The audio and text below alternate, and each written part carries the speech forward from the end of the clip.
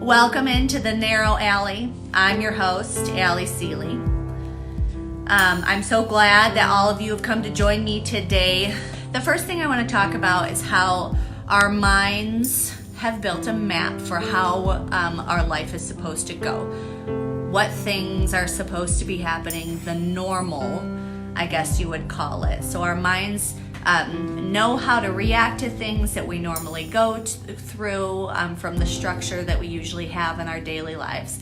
And now that crisis has hit, our brains are all registering just this error message. Well, like in an everyday crisis, when something comes up, it's easy for us usually to think of a solution, and then our brain resets.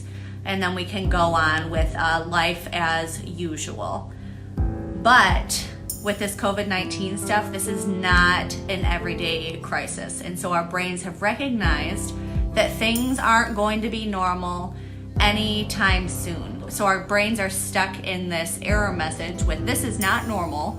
We're freaking out. All of the regular pathways that your thoughts usually take, those can't happen anymore. And so we're freaking out. We've got to retrain our brains, and you guys, we have to reset our minds. So how do we do that? So first, we have to name the error or crisis. How has everything changed for you right now? Are you working? Are you not working? Are you homeschooling your kids? Are you able to pay your bills? Once we recognize the things that have changed or those errors that are happening in our life, the crisis that's going on, we can rise above it. A crisis like this assaults our infrastructure and how we're supposed to function. So if you're losing it at home, if you're freaking out, going off on your kids, having issues in your marriage, these are all things that you need to give yourself grace for, but also look for ways to move past it, look for ways to get better. And I want to give you some hope. We're human, yes, but God has wired us so we can still thrive during these times. Got my Bible here, guys. I hope you got yours. Matthew 7:24 through 27. Anyone who listens to my teaching and obeys me is wise, like a person who builds his house on solid rock. Though the rain comes in torrents and the floodwaters rise and the wind beats against the house, it won't collapse because it's built on rock.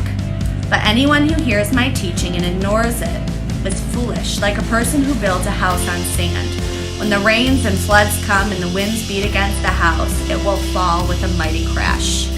God has given us tools so we can thrive in a crisis. It's not how our regular human minds work, but if we have that extra, if we have that Jesus, if we know the tools to use where we can keep going, then we're able to thrive. So we're gonna reset our systems, you guys. The foundation of human functioning is our sense of relatedness or connectedness. God designed us as humans to have connections. Being connected drives our ability to function. This crisis has disrupted our connections. We're not talking to the people we're normally talking to. We're not doing our normal activities. It's just everything. Everything is different. Our brain doesn't know how to make these connections anymore because it's not structured. It's not what we're used to. The second thing that we really thrive on is our structure. So think of your structure as like the frame of a house.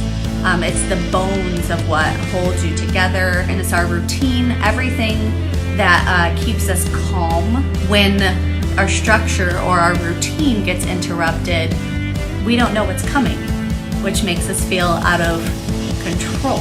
We end up doing these things that aren't of God, that aren't great for us or our families or for anyone. In the Old Testament, when people going through these crises over years and years, being in the desert for 40 years, why are they building these temples? Why did they have to follow this strict list of instructions? Why are they having to do all this? It seems meaningless. No, it's because God knew that they needed these things to keep them occupied, to give them hope, to give them something to do so they could stay one with Him. So they weren't off doing other things like melting their earrings into a golden calf so they could worship it. That's what happens when we get idle, you guys. Or we have this response built into us. It's human nature that when these things happen, and it's called fight or flight. There's also a third one called freeze, you guys, which is what I'm prone to. Another thing that this crisis has set off for us is our need for control. I mean, as human beings, we're control freaks. We were designed this way. When we're in control, we feel alive, our brains light up. God built that into us. God built into us a need for control. But the kind of control He built into us is a need for self-control. A lot of times we let that go overboard. I am very much a control freak. I let it go overboard. It's something that I have to watch all the time. But this crisis has taken away our control, which kind of sets off this thing in us that's called learned helplessness. You start thinking, I can't change anything right now. I have no control over it. We can't change the spread. We can't change not being able to leave our house. And we give up our God-given designed need to have control and all of our systems unplugged. That's how a lot of us end up depressed. Another thing that this crisis has kind of made a lot of us feel is that we have no sense of competency, of accomplishment. There's nothing for us to do. And when we can't express our God-given gifts and our talents, if you're a teacher or if you're a manager or if you own a restaurant, we can't do these things. We can shut down. So how do we reset our systems? So our connections. We're doing it right now, you guys. Our normal connections have stopped. And so we need to up different ways we can connect. Talk to other people about how this is affecting us. Talk to other people about how we're coping. We use FaceTime, we use Zoom, Facebook, video chat, Skype. In our world today, there are so many different ways to reach out and talk to people, even though we can't do real face-to-face. So we need to be doing that right now, guys. Make connections with people. FaceTime your mom, video chat with your friends, have your kids write letters. Number 2, when we're feeling like our routine is gone, that means that we can take that back by creating structure in our homes. Think about the structure that your family's lost. Your kids losing their schools, you not being able to work. Figure out what's most important to you and your family. School, Bible study, family time, game night, getting outside, date nights. Give everyone in your house, including yourself, a specific job. Cleanup crews, cooking, choosing the Bible story you're going to read that day. Who's going to own each priority? Like, put somebody in charge of it. It adds to their structure and it gets rid of their sense of powerlessness, and it's going to do it for you too. Discuss it the next day, discuss it in 3 days, how it's working. Tell them that you're going to come back and reassess, and you'll talk it over together. It's going to pull your family closer. If you're somebody who doesn't have a family, you can do this on the phone. You could do it talking to one of your friends about a Bible study you're going to do, or a book that you're going to read together. You guys, you really, whether you have a family or not, want to avoid the white space. Henry Cloud calls it the white space. So it's those times where you have nothing. That doesn't mean you have to have something planned all the time, but you recognize it when your mind goes into that white space. You start to travel into the emptiness, allowing yourself to freak out or go to a not so great place to cope. You don't need to have a plan for every minute, but you always need to have a place to go, or someone you can call, or something to do to regain your center. And your kids, your husband or your wife, everybody needs that. So Henry Cloud talks about PTSD, but he said right now we're going to be suffering from something called present traumatic stress disorder. And listening to the news all the time can kind of get us stuck there. Give yourself a certain amount of time where you can listen or watch, and once you've reached that, move on. We're not able to take all that stuff in all day long and cope or handle it well. Number 3, so the crisis causes fight or flight. A great tool to use is writing things down that you don't have control over.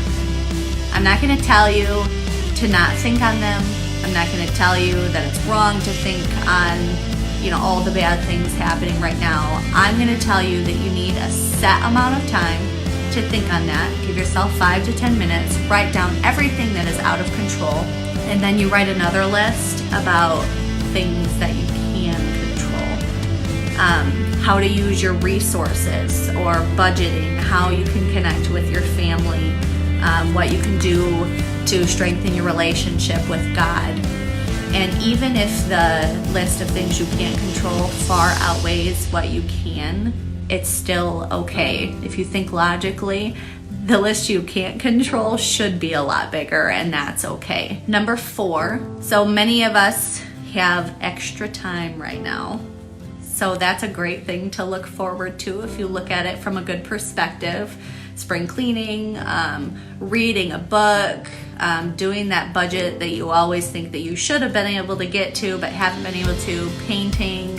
Have you wanted to go to school? This is an awesome time to sign up for those college classes online. Set goals, things that will actually make you feel good, that are small enough that you know that you can get done.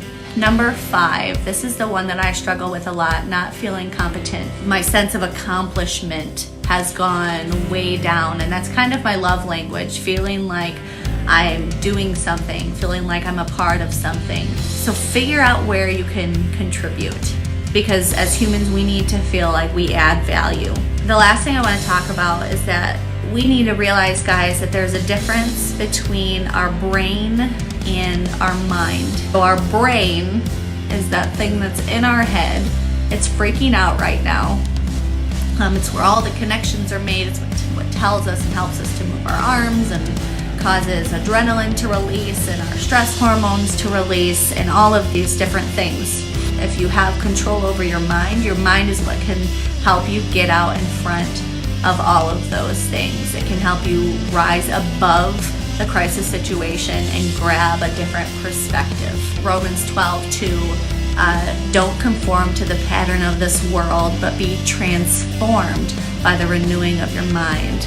Then you'll be able to test and approve what God's will is, his good, pleasing, and perfect will. Set out a time every day to do this, to center yourself. For me, it's centering myself on God, and I believe 1000% that that's really what everyone needs, but I know not everyone is there. Not everyone is a Christian. Pull yourself together at a certain time every single day. Pray, read the Bible, reach out to friends, and just sit in that moment. You have to be able to hold all of the truths in your head, hold the hope and the faith that you have in your head, or else you're not going to be getting through this, you guys. You've got to have something bigger to look through. God's not done with you. Spread out your view. Look at the bigger picture. When is another time that God has pulled you out of something? A divorce, a death in the family, a sickness, cancer. Those aren't always great things to think about, but when you see that you're on the other side of that, all the stories in the Bible that God says, look, I pulled you out of the desert. Look, I brought you out of the storm. Time with God is going to set your foundation. Take time during your day to connect with God. Listen to worship music. Go look for YouTube testimonies. Thank you guys for joining me in this narrow alley. Remember that wide is the gate that leads to destruction, and narrow is the road that leads to our Father in heaven, you guys. So let's stick on that narrow path. There's room for all of us. We'll see you later.